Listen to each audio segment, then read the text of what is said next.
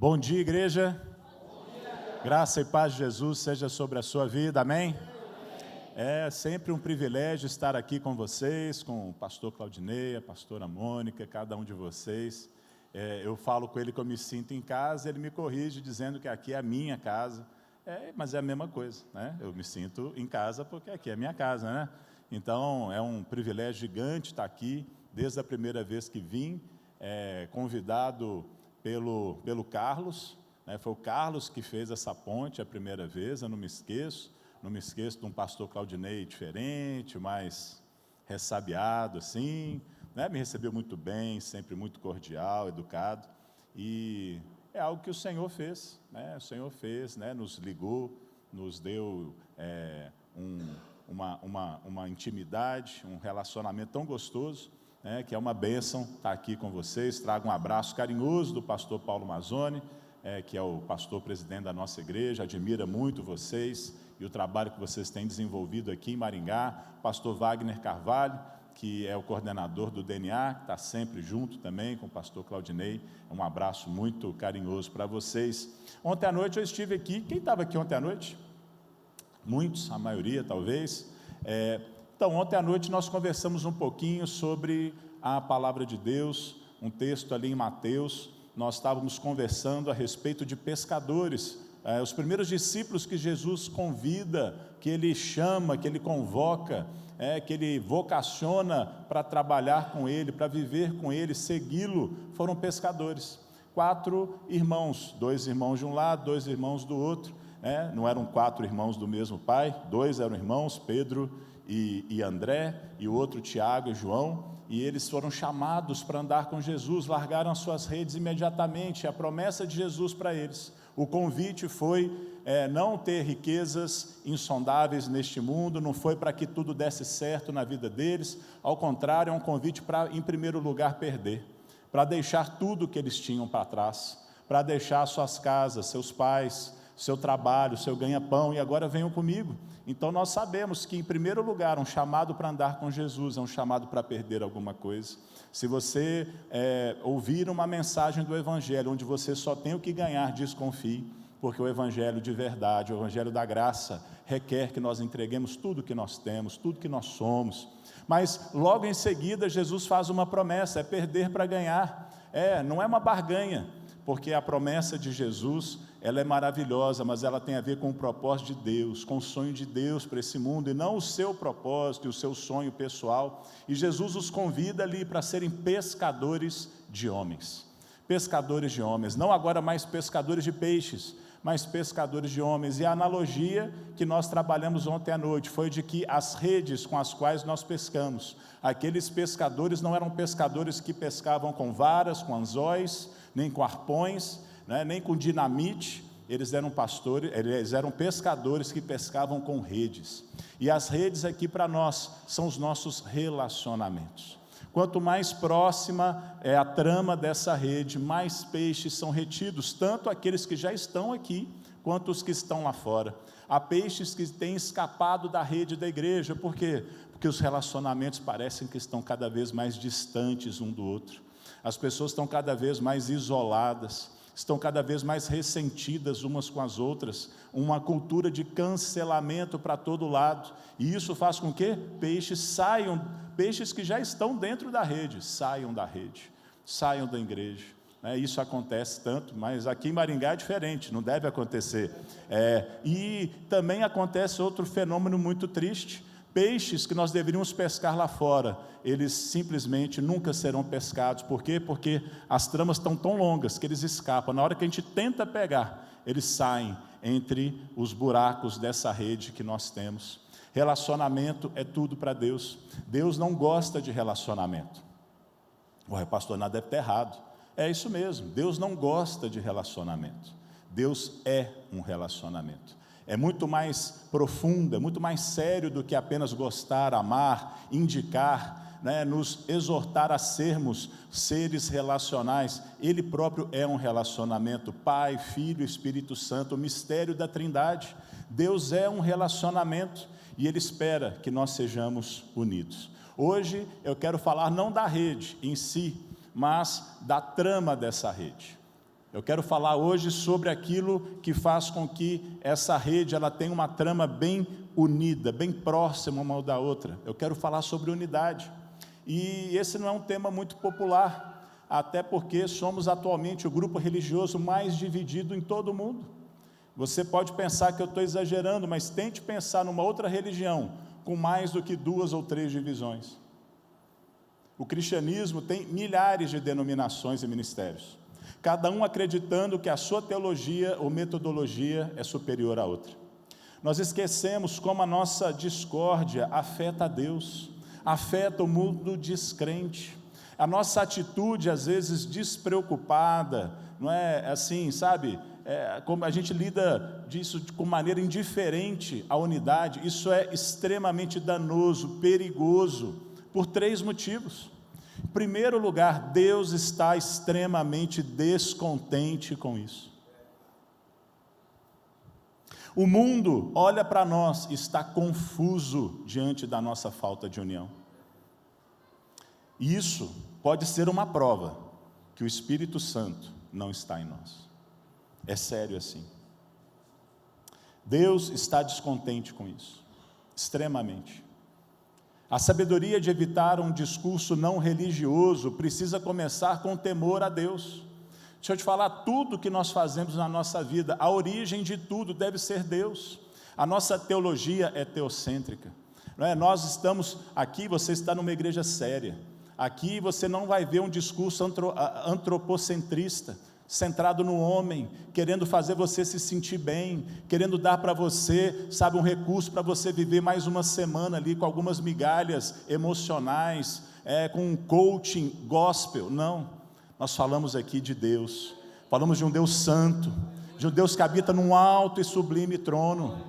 Ele diz em Isaías 66, o céu é meu trono, a terra é o suporte dos meus pés. Abençoarei os de coração humilde e oprimido, os que tremem diante da minha palavra. É esse Deus que eu e você estamos servindo, é esse Deus que eu e você estamos seguindo. Ele é assim, nós precisamos entender isso. Deus, ele é transcendente e ele é imanente. É isso que a teologia explica sobre Deus. Ele é ao mesmo tempo esse Deus bem próximo, esse Deus amigo, esse Deus com quem nós podemos andar todos os dias, que se senta à mesa conosco, que quer partir o pão, que quer, sabe, te abençoar, que é seu amigo, companheiro de jornada. Esse é o Deus imanente, é o Deus bem perto. Mas deixa eu te lembrar que hoje, essa manhã, o nosso Deus também é transcendente. Ele também é santo, santo, santo. Ele habita em luz inatingível para nós. Ele é terrível, terrível, terrível coisa é cair nas mãos do Deus vivo. A quem Deus abençoa? Os humildes que tremem diante da sua palavra. Qual foi a última vez que você tremeu diante de Deus? Qual foi a última vez que você tremeu diante da palavra de Deus? Alguns foram ensinados a tremer diante de ordens relacionadas à moral ou à sexualidade, mas não daquelas que exigem unidade. Unidade tem sido encarada como um assunto para aqueles que não têm tanto conhecimento teológico assim, para poder discutir questões mais profundas. Mas eu queria ler com você aqui algumas passagens que abordam o tema da unidade. E eu queria que você se lembrasse, enquanto eu leio essas passagens, que essas palavras foram proferidas por um Deus santo. Elas foram proferidas como ordens sagradas de um Deus aterrorizante. Você deveria tremer diante dele. Eu oro para que Deus escolha derramar a sua graça sobre a sua vida, enquanto você ouve as ordens dele. Eu adoraria, ao final desse sermão, alguém me dizer: pastor, eu nem precisei passar da introdução. Quando o senhor leu aqueles versículos, era tudo o que eu precisava. Primeiro texto, Provérbios 6, a partir do verso 16, há 6 coisas, Provérbios 6, 16, há 6 coisas que o Senhor odeia, ou melhor, 7 coisas que ele considera detestáveis: olhos arrogantes, língua mentirosa, mãos que matam o inocente, coração que trama a maldade, pés que se apressam em fazer o mal, testemunha falsa que diz mentiras. e aquele que semeia desentendimento entre irmãos. 6 coisas o Senhor odeia, a 7ª, Ele vomita. A 7ª, Ele abomina. A 7ª, não entra, não desce. Aquele que semeia desentendimento entre os irmãos. Unidade é muito mais sério que a gente quer acreditar. João 17, a partir do verso 20, palavras de Jesus, aquela sua oração sacerdotal: não te peço apenas por estes discípulos, por aqueles que estavam ali naquele momento, mas também por todos aqueles que crerão em mim, por meio da mensagem deles. Jesus estava falando de nós. Minha oração é que todos eles sejam um, como nós somos um, como tu estás em mim, Pai, e eu estou em ti, eu estou neles e tu estás em mim, que eles experimentem unidade perfeita, para que todo mundo saiba que tu me enviaste e que os amas, tanto quanto me amas. Que eles experimentem unidade perfeita, para que o mundo saiba que tu me enviaste. 1 Coríntios 1:10, irmãos, suplico-lhes em nome de nosso Senhor Jesus Cristo, que vivam em harmonia uns com os outros, e ponham fim às divisões entre vocês. Antes, tenham o mesmo parecer, unidos em pensamento e em propósito. Gálatas 3:27, todos os que foram unidos com Cristo no batismo se revestiram de Cristo. Não há mais judeu nem gentio, escravo nem livre, homem nem mulher, nem esquerda nem direita, nem nada, pois todos são um em Cristo Jesus. Colossenses 2,16, não deixem que os condene pelo que comem, bebem, não celebrarem certos dias santos, lua nova ou sábados, não aceitem a condenação daqueles que insistem numa humildade fingida. A mente pecaminosa deles os tornou orgulhosos. E eles não estão ligados a Cristo, que é a cabeça do corpo. Quem ensina algo diferente, 1 Timóteo 6, verso 4, é arrogante e sem entendimento. Vive com o desejo doentio de discutir o significado das palavras. Provoca contendas que resultam em inveja, divisão, difamação e suspeitas malignas. Pessoas assim sempre causam problemas. Têm a mente corrompida, deram as costas à verdade. Por fim, Tito 3, verso 9. Não se envolvam em discussões tolas, sobre genealogias intermináveis, em disputas e brigas sobre a obediência às leis judaicas. Essas coisas são perda de tempo.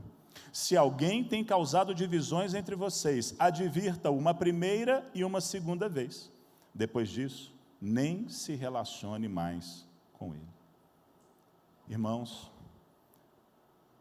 Deus olha para nós. Deixa eu te falar, você precisa mesmo arrumar a sua casa. É claro, nós precisamos ir para um quarto secreto, orar a um Pai que vem em secreto. Há uma parte da nossa vida cristã que ela é vivida no secreto, no quarto.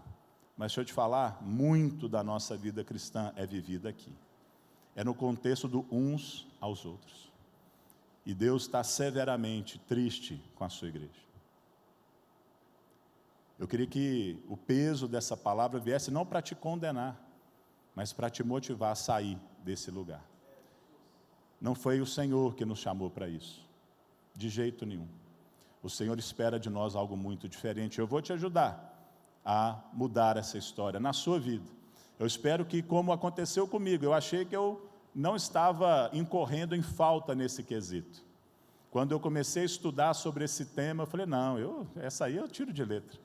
Essa aí eu vou pregar com autoridade, porque isso aí não acontece comigo. Pelo contrário, quando eu comecei a ler mais, estudar mais, falei, meu Deus, a coisa é muito mais séria, muito mais profunda, é muito mais difícil. É mais fácil falar sobre grandes teologias e profundidades. Isso aqui é algo que só o Espírito Santo pode provocar em nós. Mas não é só Deus que está descontente com isso. O mundo está confuso. Ele olha para nós e não consegue entender que tipo de Deus, que tipo de cristianismo nós estamos vivendo. Que imagem de Deus você acha que nós estamos mostrando para o mundo? Se, de fato, a igreja deve ser um reflexo da imagem de Deus, deve ser o aroma de Cristo para aqueles que estão perecendo, não é de se admirar que as pessoas não estão atraídas pela igreja. Elas não gostam do que estão vendo. Não tente se consolar aqui com versículos como João 15:18. Se o mundo os odeia, em primeiro lugar o mundo me odiou a mim. Atualmente o mundo não odeia os cristãos porque nós nos parecemos com Jesus, mas exatamente o oposto, porque nós não nos parecemos com Ele. As Escrituras ensinam que a nossa influência sobre o mundo está diretamente ligada à unidade que nós exibimos, os relacionamentos que nós temos uns com os outros, quão perto está a trama um do outro, o quão fechada está a nossa rede. Entretanto, a gente continua falando mal, nos degradando publicamente, esquecemos como nós parecemos para o mundo. E a gente continua a traçar limites que fazem sentido para nós, mas para aqueles que estão nos observando não faz sentido nenhum. Isso não incomoda você? Sabe, eu estou falando de gente, o mundo aqui, eu não estou falando de estranhos. Eu queria que você pensasse agora, provavelmente você tem na sua família, no seu círculo de amigos, primos, vizinhos, pessoas que não conhecem a Cristo. E talvez eles estão até felizes por você. O cristianismo funciona para você, mas eles não veem qualquer necessidade de serem salvos por Jesus, porque eles olham para mim e para você e não veem nada atraente. Eles não veem. Sabe, segundo as Escrituras, isso mudaria se a igreja estivesse unida. É ótimo que você compartilhe o Evangelho com aqueles a quem você ama, mas é a nossa unidade que vai corroborar, que vai nos dar fundamento para que eles acreditem naquilo que nós estamos falando. Você está disposto a fazer um esforço sério rumo à unidade? Interna aqui primeiro. Quanta humilhação, quanto arrependimento, quanto sofrimento você está disposto a passar para ver uma igreja unida, unificada, vivendo a missão? Deixa eu te falar, isso é essencial. Isso aí é cristianismo básico, mas isso aí é um cristianismo vivido no nível máximo. É isso que Ele espera de nós. Deus está profundamente insatisfeito. O mundo está completamente confuso. Deixa eu te falar, talvez se isso até agora não te convenceu de que o assunto é importante. A nossa falta de unidade pode ser a prova de que o Espírito Santo nem está em nós. Se você fica assim meio, esse assunto aí não é tão assim, né? Unidade, poxa, o pastor podia falar uma coisa mais, né? Mais consistência, mais sustância, como diria lá o pastor Jeremias Pereira, lá de Belo Horizonte. Se você se sente apático em relação a essas ordens de Deus sobre unidade, se você não se preocupa muito como isso parece para o mundo, talvez o seu problema seja muito pior. É possível que o Espírito Santo nem esteja em você. Pode ser que você nem tenha sido salvo de verdade. Veja bem, eu não quero aqui roubar a sua certeza de salvação, mas você tem que pedir hoje para Deus tocar você. Você acha isso chocante? Eu falar nesse nível? Você não devia achar um absurdo. As Escrituras são claras contra as marcas de um verdadeiro crente, o fruto que vem de uma vida habitada pelo Espírito Santo. Vai lá comigo, por favor, em Gálatas, no capítulo 5. Aqui eu gostaria que todos abrissem as suas Bíblias.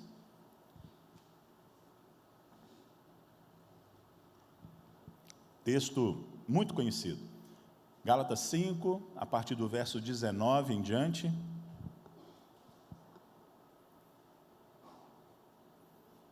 Vou ler na minha versão, mas você pode acompanhar na sua.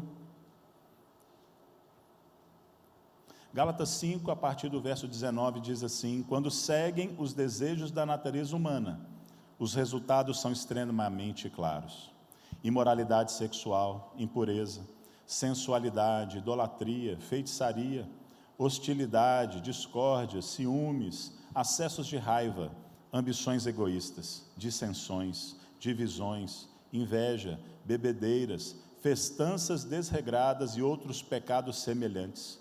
Repito o que disse antes: quem pratica essas coisas não herdará o reino de Deus. Mas o Espírito produz este fruto: amor, alegria, paz, paciência, amabilidade, bondade, fidelidade, mansidão e domínio próprio. Não há lei contra essas coisas. Vamos pegar a primeira lista. A primeira lista, você sabe, são os desejos da natureza caída, pecaminosa, humana. É fácil passar os olhos nessa lista e riscar logo um número suficiente de itens para você ficar seguro de que você não tem nada com que se preocupar. Eu não estou vivendo em imoralidade, eu não sou dado a bebedeira, eu nunca pensei em me tornar um feiticeiro, pastor Iná. Está tudo certo comigo. Mas você já notou que tem uns itens aí mais complicados? Hostilidade, discórdias, ciúmes, acessos de raiva, ambições egoístas, dissensões, divisões, inveja, também estão nessa lista. E você já tremeu diante do fato de que o Senhor adverte e assegura: quem pratica essas coisas não herdará o reino de Deus? Gente, Deus leva esses pecados muito a sério, muito mais sério do que a gente, muito mais sério. E se a gente não modificar isso, nós vamos colher consequências. Agora, olha para a segunda lista, aquela que fala, do fruto do Espírito, aquela que provavelmente você memorizou.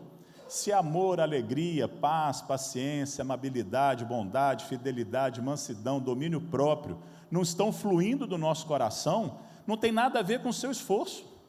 O fruto não é seu, o fruto é do Espírito. Se o Espírito está em você, esse fruto ocorre.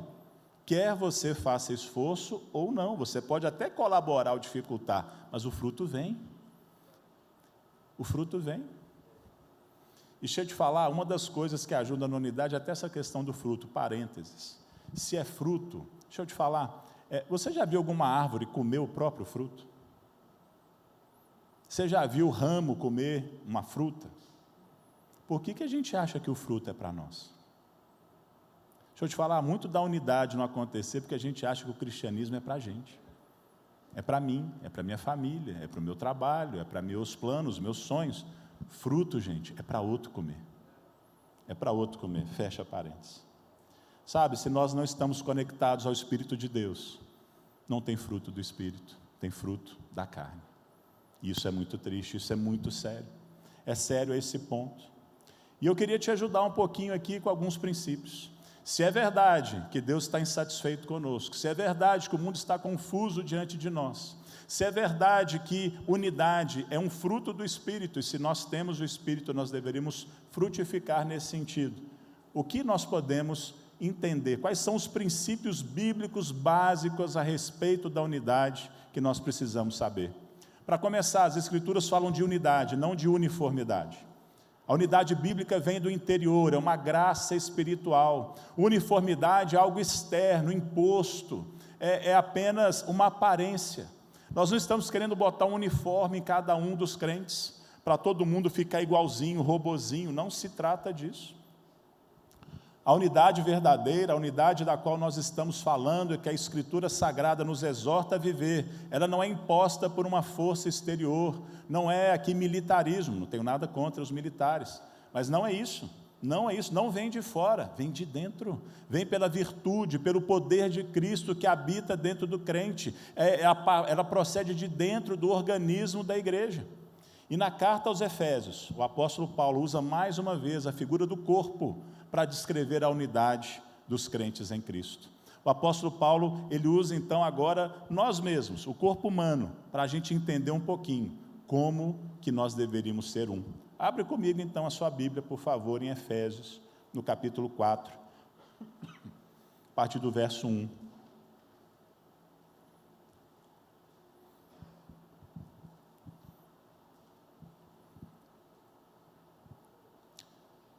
Como prisioneiro no Senhor, rogo-lhes que vivam de maneira digna da vocação que receberam.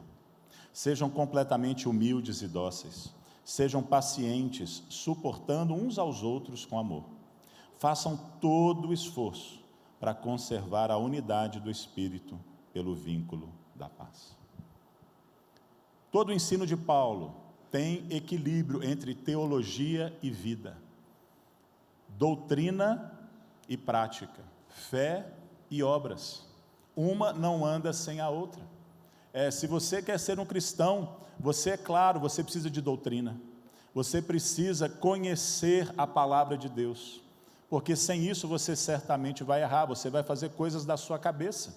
Agora, a vida cristã não para no conhecer, ela precisa prosseguir. A maturidade cristã começa com a palavra de Deus, mas agora ela tem que prosseguir, e agora ela tem que ser vivida. Agora a prática dessa palavra, uma vez aprendida, ela colocada em prática, é isso que vai fazer você crescer na fé. O apóstolo Paulo, todo o seu ensino tem a ver com isso. Ele ensina que o andar de modo digno é viver do mesmo jeito que Deus vive. E nós podemos tirar aqui duas verdades logo de cara, do verso 3. A unidade não é criada, ela não é construída pelo homem, ela vem do próprio Deus triuno, triunidade. Trindade é uma conjunção de duas palavras, 3 em 1. É uma unidade de 3, é uma coisa muito louca, não é? E a unidade do Espírito, ela é do Espírito, ela é orgânica, mas aqui algo importantíssimo, ela precisa ser preservada. Ela precisa ser preservada, ainda que nós não criemos unidade. A unidade que Deus, Ele quer que a gente viva, Ele já nos deu. Você não precisa ficar pedindo, Deus nos dá unidade. Não, Ele já criou essa unidade no Espírito. Agora nós precisamos preservá-la. E é sobre isso que eu quero conversar aqui hoje. O problema, sabe qual que é? É que isso vai exigir muito esforço. Na verdade, todo esforço.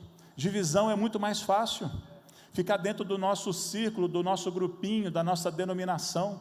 Gente, isso é tão verdade que até os algoritmos, é isso mesmo? De mídias sociais trabalham dessa forma. Você só recebe ali no seu feed ali, informações do grupo de pensamento que você, que o algoritmo pensa que você está seguindo. Por quê? Porque ele quer que você consuma mais.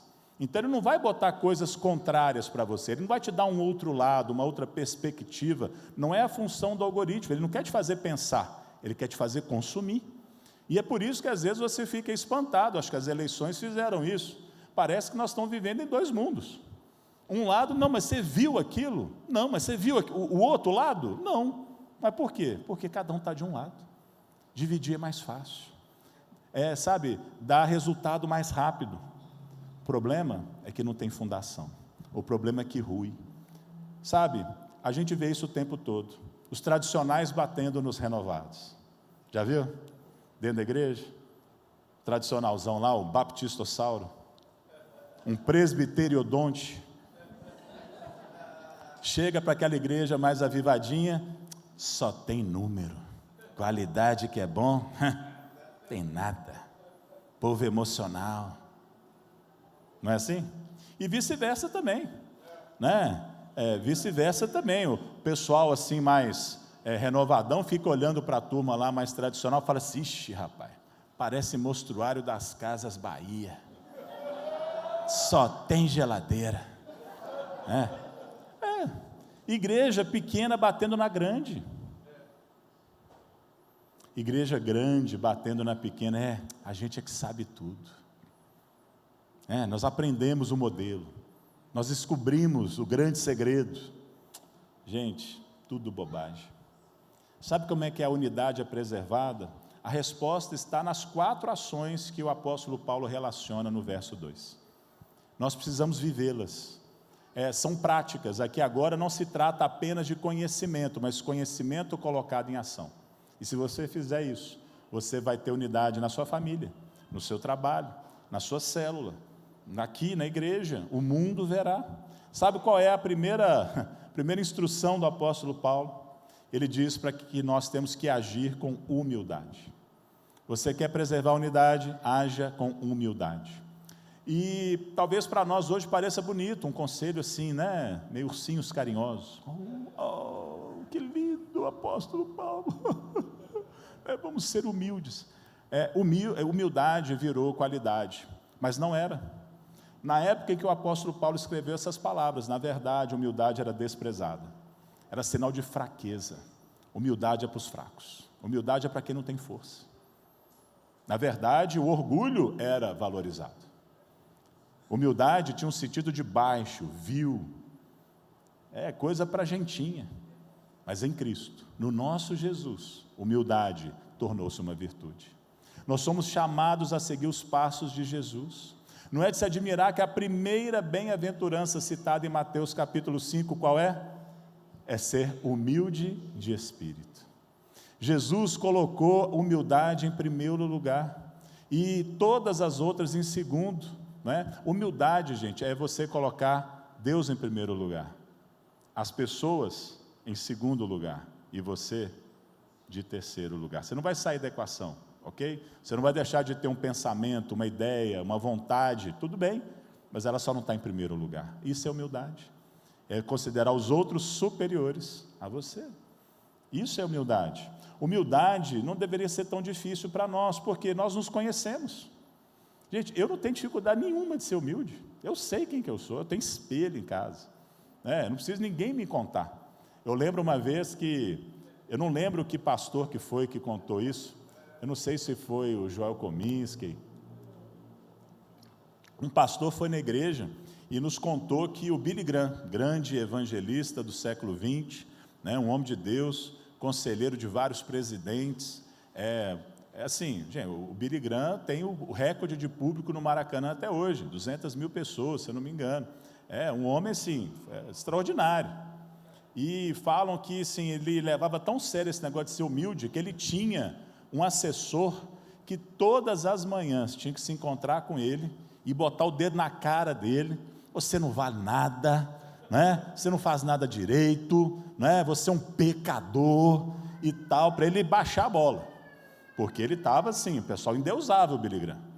E na hora que eu ouvi isso, eu virei para o lado, assim, o pastor Paulo estava pertinho, eu falei: uai, mas o Billy Graham não era casado? Precisava? Se você, cara, deixa eu te falar, às vezes, sabe por que a sua mulher está pegando o seu pé?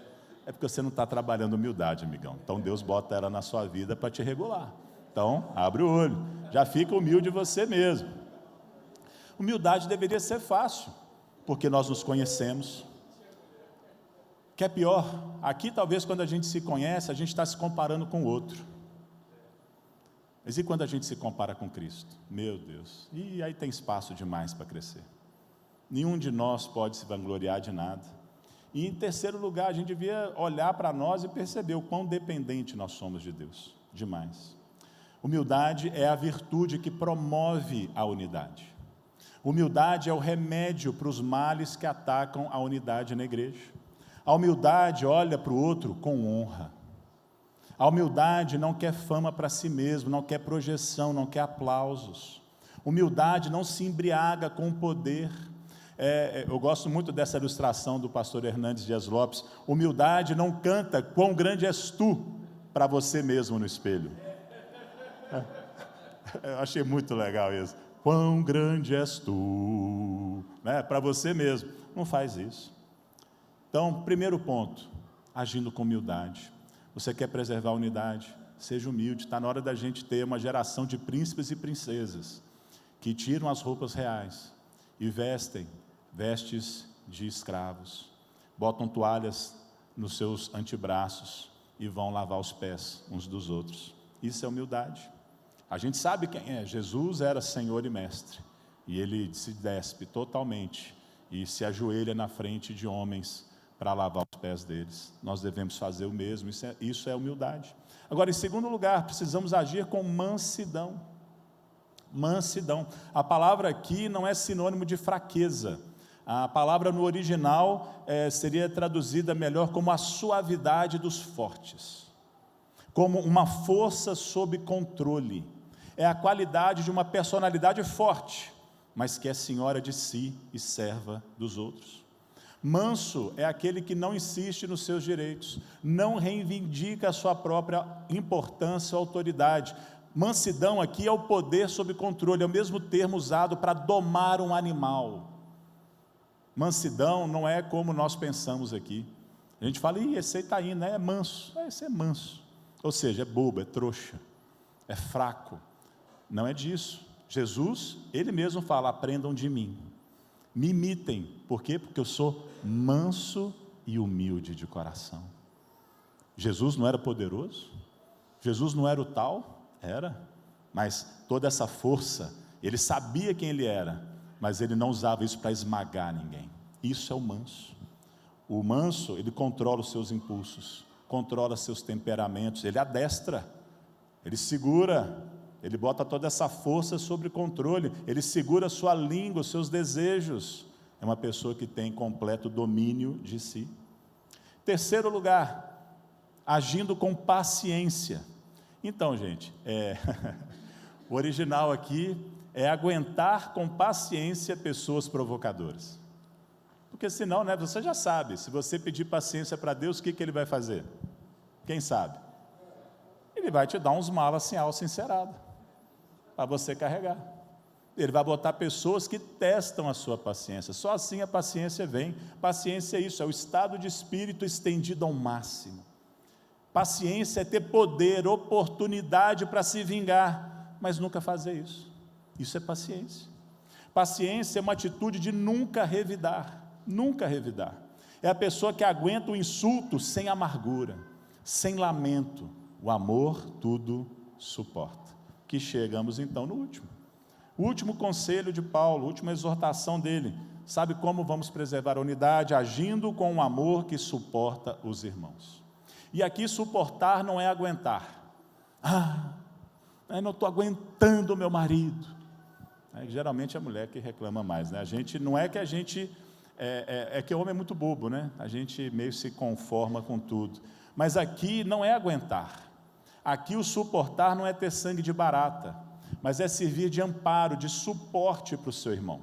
Suportar em amor é a manifestação prática da paciência. É assim que a paciência se manifesta, se expressa. É ser misericordioso com a fraqueza do outro. Isso é suportar. Você não chega e esmaga ele porque ele foi fraco, não. Você não deixa de amar o próximo, nem os amigos por causa das suas faltas, ainda que eles te ofendam, ainda que eles te desagradem. Você aprende a separar uma coisa da outra, você os suporta. Tudo isso é muito sério, muito sério. Se você fosse perguntar para mim qual que é a grande chave, é fazer todo o esforço, todo o esforço. Nós vamos virar a chave muitas vezes, mas não é fácil. Nós vamos entender que a unidade tem um fundamento, e tem gente que quer unidade numa forma que não é bíblica. Tem gente, talvez você aqui está influenciado por esse pensamento, vamos esquecer as doutrinas que nos dividem, vamos amar uns aos outros. Que discurso lindo, pastor. Não. O apóstolo Paulo, ele não fala sequer de unidade cristã, sem antes falar do Evangelho. Os capítulos 1 a 3 de Efésios falam sobre os fundamentos da nossa fé. A unidade cristã se baseia, em primeiro lugar, no próprio Deus, na pessoa da Trindade, na doutrina da Trindade, um só Espírito, um só Senhor, um só Deus e Pai de todos. São os versos 4, 5 e 6 do capítulo 4 de Efésios, que nós acabamos de ler. Ecumenismo não possui amparo na palavra de Deus, não possui, de forma alguma. Nós estamos unidos por uma doutrina cristã básica, e devíamos estar unidos também pelo propósito central e expressão máxima do Evangelho, a sua pregação, o poder de Deus, a salvação daquele que crê. Eu sei que tem muitas causas para a gente lutar, muitas, e muitas vezes nós estamos divididos por aquilo que a gente quer defender, pelas nossas bandeiras. Eu sei, hoje, há 815 milhões de pessoas na Terra que têm fome todos os dias. Todos os dias. 9 milhões de pessoas morrem por ano por consequência da fome.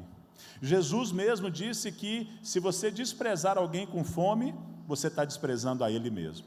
Logo, eu entendo quem acha que cuidar da questão da fome é uma questão prioritária, eu entendo. Hoje, tem mais de 2.000 bebês, hoje, em gestação que serão mortos no Brasil. 2.000, só hoje. Outros 2.000 amanhã. E outros 2.000 depois de amanhã. No mundo todo, 50 milhões de bebês criados à imagem de Deus vão morrer abortados esse ano. E eu entendo porque que alguns estão lutando, devotando a vida para lutar pelo direito desses que ainda nem nasceram. Há 150 milhões de órfãos no mundo. 30 mil crianças indesejadas só no sistema de adoção do Brasil. E o nosso Deus diz que a religião pura e verdadeira aos olhos de Deus, o Pai, é essa: cuidar dos órfãos e das viúvas em suas dificuldades. Faz sentido que alguns pegaram isso para ser a sua prioridade. Mas deixa eu te dizer, 150 mil pessoas morrem por dia e se veem diante de um Deus santo, que vai decidir o destino eterno delas. Só no sertão brasileiro, onde nós temos desenvolvido trabalhos, e em parceria aqui também com a AIBC de Maringá, cada vez mais nós estamos estreitando isso aí, há 6 mil comunidades que não tem um crente lá, só no sertão brasileiro. E embora alguns tenham mudado de teologia, não é o nosso caso, embora alguns não estejam mais atormentados por esse pensamento, outros continuam acreditando, tanto no céu quanto no inferno. Eu acredito que, se existe Jesus, falou mais do inferno do que do céu. E sinceramente eu não consigo imaginar uma causa mais importante do que a propagação do Evangelho. Não consigo imaginar. Sabe, assim como aqueles 4 amigos do paralítico, lembra da história em Marcos capítulo 2? Se a gente deixar de lado as nossas diferenças, doutrinas periféricas, denominacionalismo, tradição, metodologia, preferência, de a gente humildemente se unir, nós vamos levar pessoas à presença de Jesus. Você já imaginou, gente? Podia ter tido uma discussão entre aqueles 4 amigos, ali não é uma parábola, ali foi o que aconteceu, é uma história. E se eles começassem a discutir, não, vamos por aqui, vamos por lá, vamos subir, vamos descer, vamos de corda, vamos não sei o que, vamos de rapel, alguém teve que ceder ali, para que os 4 pudessem trabalhar. Gente, nós não pescamos com vara, é com rede. Para pescar de rede, tem que ter um monte de gente. Você não pesca de rede sozinho. Você pode até lançar a tarrafa sozinho, mas na hora de puxar, amigão, você não dá conta. Você tem que chamar um monte de gente para te ajudar. Se é que você tem peixe lá, você tem que chamar. A Bíblia diz em Amós 3:3, 2 pessoas vão andar juntas se não tiverem de acordo. Queria pedir um voluntário aqui. Vem cá, irmãozão, eu sei que você é grande, vai dar certo. Eita, é grande mesmo. Devia ter escolhido um menorzinho, mas tá bom. Gente, bom, queridão, me dá o bracinho, senão não vão casar não, mas me dá o bracinho aí. Já fez a base aqui, ó, já baixou o centro de gravidade. Gente, isso aqui é um exemplo da anti-unidade da qual eu quero falar. Muita gente acha que unidade é isso aqui. Mas pastor Inar, como assim nós não somos um? Nós estamos unidos, cantando, e ao partir do pão, ai que lindo, aleluia, aleluia, que delícia, estamos unidos. Até que a gente entenda que nós temos algo para fazer. E aí vem um comando. E aí vamos supor que eu sou o pastor aqui dessa igreja. E aqui está você, igreja. Às vezes aqui está o líder de célula. E aqui está você, que é o membro. Às vezes aqui está o cabeça da casa. E aqui está a família. Serve para qualquer coisa. Está aqui o gerente, o dono da empresa. E aqui está o funcionário. E aí aquele que está liderando fala assim, olha, nós vamos para lá. Aí é que a unidade é testada.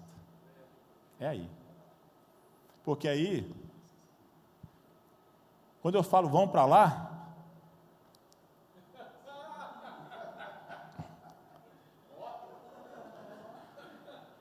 gente, eu posso até conseguir arrastar ele, mas vai ser difícil demais. Vai ser muito difícil, não vai? Muitas igrejas vivem assim. Muitas células vivem assim, muitas famílias vivem assim, muitos países vivem assim. Isso não é unidade. A unidade teórica não resolve. Tem hora que,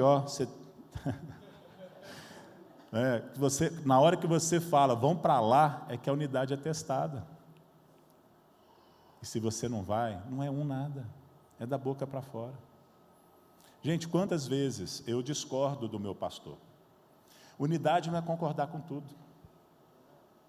Muitas vezes eu discordo. Claro que eu não acho que o pastor Paulo está falando nada pecaminoso, antibíblico, mas eu acho que é diferente. eu não penso igual ele, eu não faria como ele está fazendo ou propondo de fazer. E sabe, ao invés de resistir, eu tenho escolhido aceitar e fazer do jeito dele, sem ironia, sem corpo mole, mas fazendo-se de todo o coração. E sabe qual que é a raiva que me dá? Dá certo. Me dá uma raiva. Não, é pior. Eu continuo achando que eu estou com a razão. Mas eu acho que há um poder na unidade que a gente não conhece. A nossa concordância importa mais do que você pensa. Tem hora que eu acho que é o seguinte, o jeito dele era pior mesmo. Mas porque eu disse sim de todo o coração, funcionou. Deus abençoou. E agora vamos. Gente, agora assim, quando a gente topa fazer as coisas juntos, é muito mais fácil. Nós podemos ir para qualquer lugar, nós podemos correr, não é? Nós podemos correr, nós podemos fazer tudo, porque agora a unidade, ela é de fato. Ela não é mais de boca, ela não é só na teoria, ela é na prática. É isso que Deus está nos chamando a fazer. É isso que Deus está nos chamando a viver. Obrigado, querido. Uma salva de palmas aqui para o meu amigão. Sabe, eu achava que eu estava imune a isso. E foi muito engraçado. No dia que eu fui pregar essa mensagem pela primeira vez, aqui é a segunda vez que eu estou pregando essa mensagem. Ela não está requentada, porque ela ainda está quente no meu coração. Ela nunca esfriou. Eu não precisei tirar ela da geladeira e botar no micro-ondas. Ela continua quente. No dia que eu fui entregar essa palavra, eu vi ali no feed do Instagram, uma igreja muito maravilhosa, poderosa, amiga, a Angelim Teresina, chegando em Picos, onde nós temos um trabalho maravilhoso. Pastor Fred Arraes, você conhece ele, tem aquela música lá, como é que é, do Jesus lá? Não, Fred Arraes, tem aquela mais antiga dele, eu esqueci, mas tudo bem, depois eu lembro. E eu pensei na hora, o que o Fred veio fazer em Picos? Mexer com meu queijo, roubar meus membros. Gente, eu precisei virar uma chave. Eu achei que eu não tinha problema com unidade, mas veio na hora, foi a minha primeira reação. Sabe o que eu tive que fazer? Eu tive que fazer força. Eu tive que fazer um esforço de jogar fora esse pensamento, e já pegar na hora, já mandar uma resposta ali. Fred, Igreja Angelim, muito bem-vindos a Picos. E não foi hipocrisia. Aqui é terra boa, vocês vão colher muito, conta com a gente, glória a Deus que vocês chegaram. Não foi hipocrisia de jeito nenhum, mas eu tive que virar uma chave. Eu tive que fazer esforço. Deixa eu te falar, você também vai ter que fazer.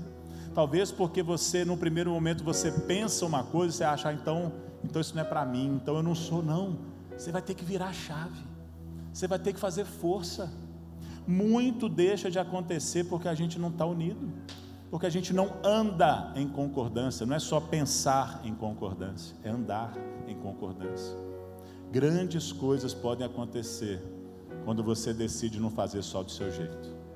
Você não pode ser igual um amigo meu que fala, olha, tem duas maneiras de fazer isso, Iná, duas maneiras. Uma maneira é o meu jeito, um jeito é o meu jeito, é a minha maneira. Você pode não gostar, você pode não querer fazer.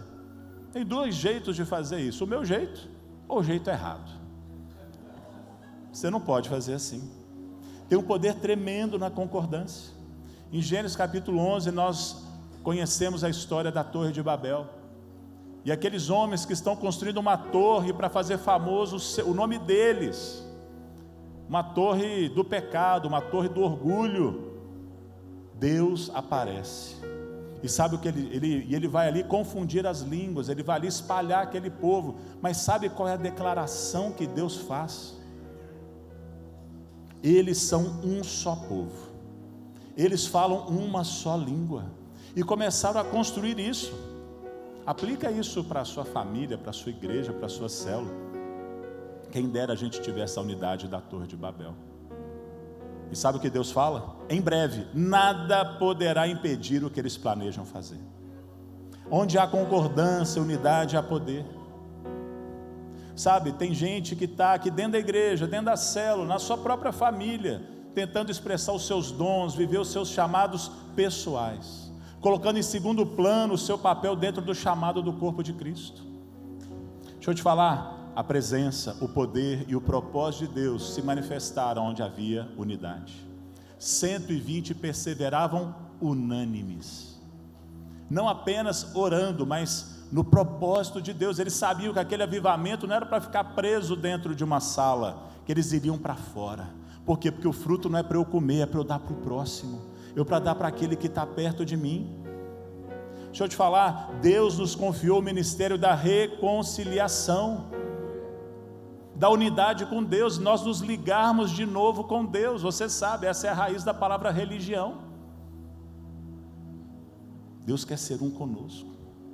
Deus estava em Cristo reconciliando consigo o mundo, e Ele nos confiou essa mensagem. Agora, como que nós vamos pregar uma mensagem de unidade com Deus, se nós não somos uns com os outros? O que o seu líder tem pedido para fazer que você não faz? Isso é falta de unidade, isso é falta de temor a Deus. Pode estar faltando Espírito Santo na sua vida. O que o seu pastor tem te pedido para fazer?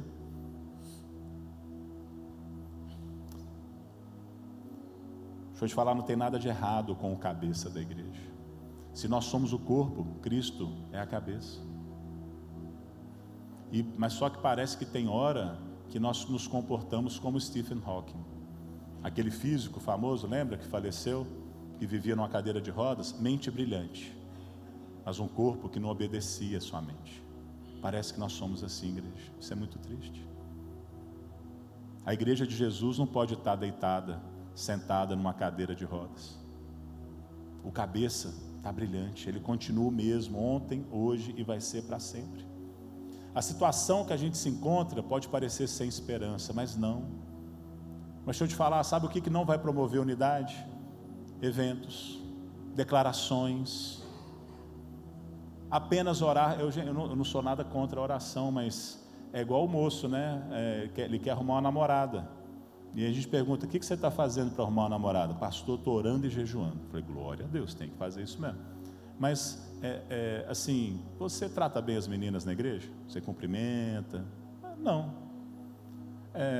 Você já chamou alguma para comer um lanche com você? Não.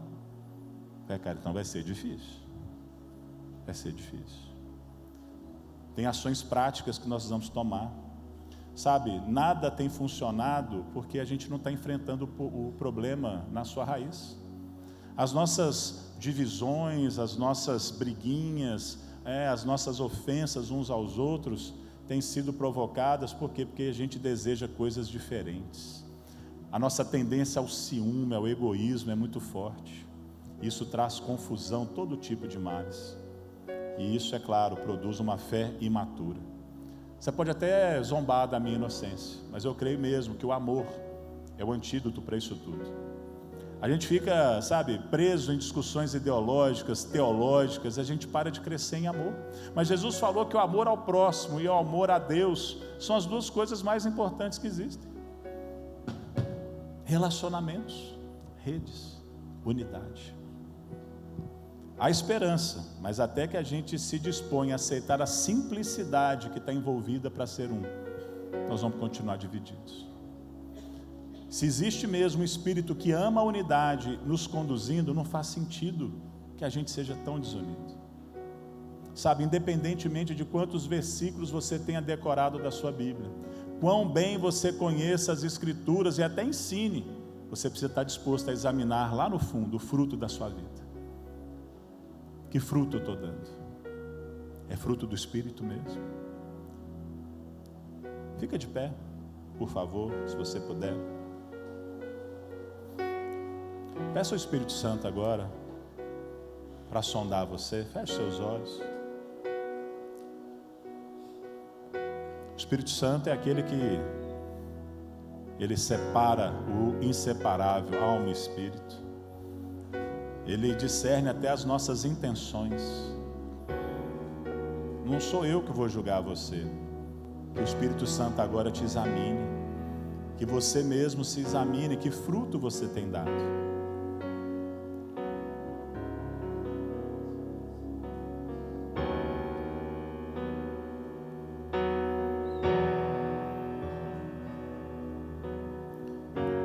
Talvez aconteça com você como aconteceu comigo. E depois de um exame sincero, você descubra que você não é tão humilde, você não é tão amoroso quanto você pensava. Talvez exista aí, como eu vi no meu coração, uma arrogância, um vazio de alma, que está causando mais discórdias do que você imagina. Eu te desafio essa manhã a ser humilde e admitir que isso é uma possibilidade e que você se arrependa de todo o coração. Essa pode ser a maior descoberta da sua vida. Deixa eu te dizer, arrependimento e humildade sempre vão te levar à vida e à graça. Deus resiste ao soberbo, mas Ele concede graça aos humildes. Deus escolheu vocês para ser um povo santo e amado. Então, se revistam, se vistam de compaixão, bondade, humildade, mansidão, paciência. Sejam compreensivos uns com os outros. Perdoem quem os ofender. Lembra, o Senhor perdoou você, de modo que nós também temos que perdoar uns aos outros. Acima de qualquer coisa, vistam-se de amor, que nos une em perfeita harmonia. Que a paz de Cristo, permita que a paz de Cristo governe o seu coração, porque nós somos membros do mesmo corpo. Nós somos chamados a viver em paz. Deus nos coloca sim em situações impossíveis. Nós ouvimos hoje aqui o Carlos falando, para que a gente possa ver o milagre dele, para a gente saber que só ele podia ter feito aquilo, para que ele receba toda a glória. Foi assim na travessia do Mar Vermelho, foi assim na ressurreição de Lázaro. E à medida que as nossas discussões, discórdias se aprofundam, eu creio que nós vamos ver mais uma vez uma situação que exige um milagre.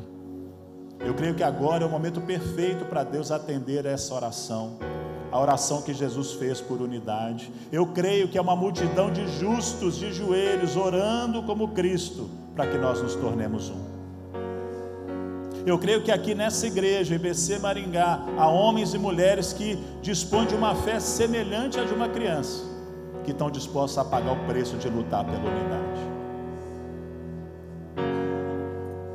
Deus Santo, nós estamos aqui hoje, Pai, Deus, te entregando o nosso coração provado.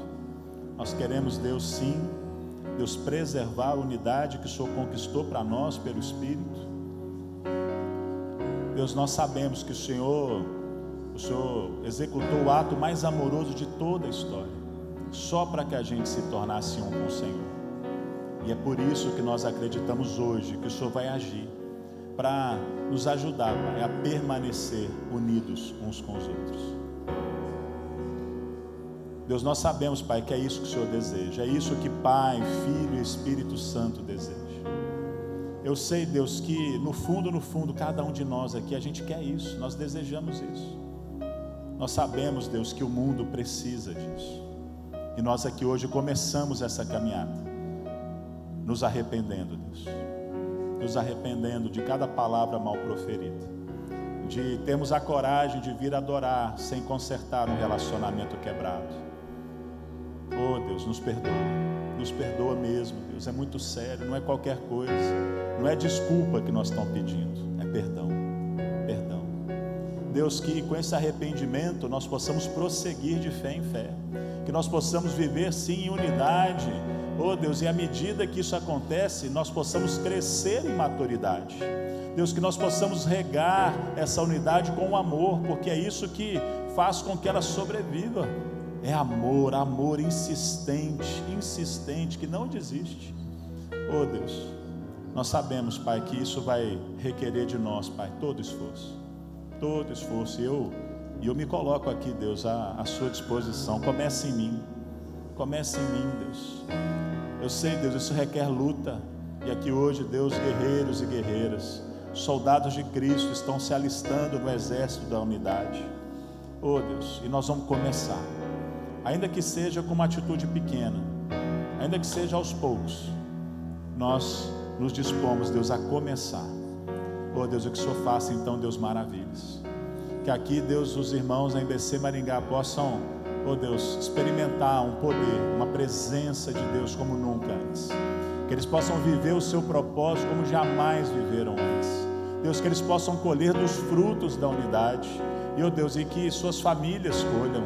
Deus, que os seus amigos colham, que o mundo inteiro possa colher. Oh Deus, faz isso. Eu te peço, Pai, nos abençoa, Pai, nos faz um. Nós queremos ser a resposta à oração de Jesus. Nós te entregamos, Pai, oh Deus, o nosso coração. Nós empenhamos aqui a nossa palavra em lutar pela unidade, para que o seu nome seja conhecido e para que as pessoas creiam que o Senhor verdadeiramente está no meio de nós. Nós oramos assim no nome precioso de Cristo Jesus. Amém.